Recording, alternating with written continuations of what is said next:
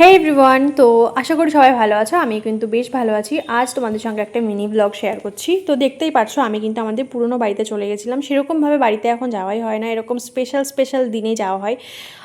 11 August ছিল ভাইয়ের birthday, তো সেই দিনই চলে গেছিলাম। বার্থডে ব্লগটা দিতে আমার একদিন লেট হয়ে গেল। তো আজকে কিন্তু ভাইয়ের বার্থডে উপলক্ষে এখানে আসা হয়েছে। বাড়ির প্রত্যেকে কিন্তু হাতে হাত লাগিয়ে এদিকে কাজ শুরু হয়ে গেছে, রান্নাবান্নার কাজ চলছে। আর আমাদের বাড়িতে ছোটোখাটো এরকম অনুষ্ঠান হলেই কিন্তু বাড়ির সবাই মিলে রান্নাবান্নার হাতে হাত লাগিয়ে কাজ শুরু করে দেয়। আর আমাদের সেজো কাকা কিন্তু রান্নায় প্রচুর এক্সপার্ট, মেজো কাকাও এক্সপার্ট, তবে উনি এবার আর কাজে হেল্প করতে পারেনি কারণ মেজো কাকার শরীরটা খুবই খারাপ। আর এদিকে আমার বাবু ঠাম্মার সাথে খেলা শুরু করে দিয়েছে।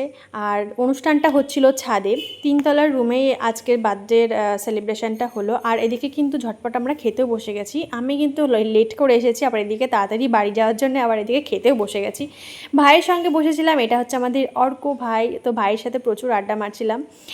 তো ভাইয়ের সঙ্গে অনেকদিন পরে দেখা হয়ে খুব ভালো লাগলো। পুচকা বাচকাগুলোর সাথে মজা করে বেশ খেতে বসে গেলাম। তারপরে আমার বরটাকেও পাশে নিয়ে বসলাম। কী রান্না হয়েছিল, কী খেয়ে খাচ্ছি আমরা সবটাই তোমাদের সঙ্গে শেয়ার করব। এখানে ছিল চানা মশলা আর লুচি। তারপরে সব একে একে খেতে বসবো। আর এসব নিজে হাতে কিন্তু সেজো কাকাই রান্না করেছে। খেতে কিন্তু ভীষণ ইয়াম্মি হয়েছিল।